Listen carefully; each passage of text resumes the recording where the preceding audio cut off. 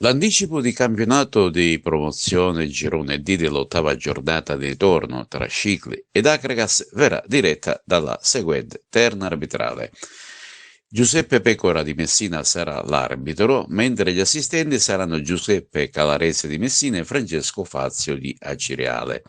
Ricordiamo che la gara di andata Akragas e Scicli terminò 6-0 con reti di doppietta di Lopez, doppietta di Gambino, poi c'è stato King e Fragapane. Comunque questa gara avrà qualche problema, infatti per disposizione delle locali autorità, a causa della ridotta capienza, che sono appena 100 posti a disposizione dello stadio comunale di Scicli, e al fine di evitare criticità sotto il profilo dell'ordine e della sicurezza pubblica, la vendita dei biglietti per assistere a questa gara in programma sabato 7 marzo è riservata esclusivamente in favore dei residenti nel comune di Scicli, con conseguente inibizione della vendita dei biglietti alla tifoseria ospite. E cambiamo argomento. Continua il percorso di patrimonializzazione avviato dal Comitato regionale Sicilia della FIGC-LND.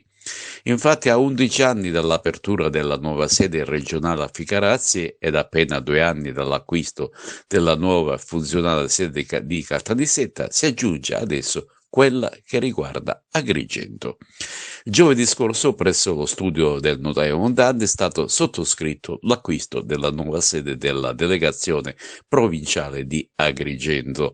Alla stipula dell'atto di vendita erano presenti la parte venditrice e la parte acquirente rappresentata dalla LND, rappresentata appunto dallo stesso presidente Sandro Morgana.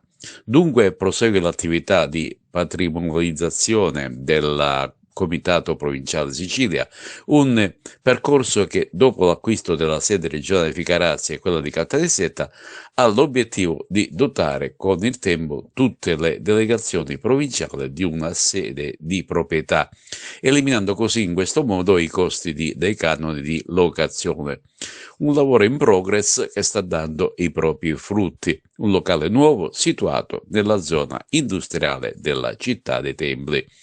Con il presidente del Comitato regionale Sicilia Sandro Morgana erano inoltre presenti Santino Lopresti, presidente onorario del Comitato regionale Sicilia, Luigi Gentile, consigliere del Comitato regionale Sicilia anch'esso, e Angelo Caramanno, delegato provinciale di Agrigento.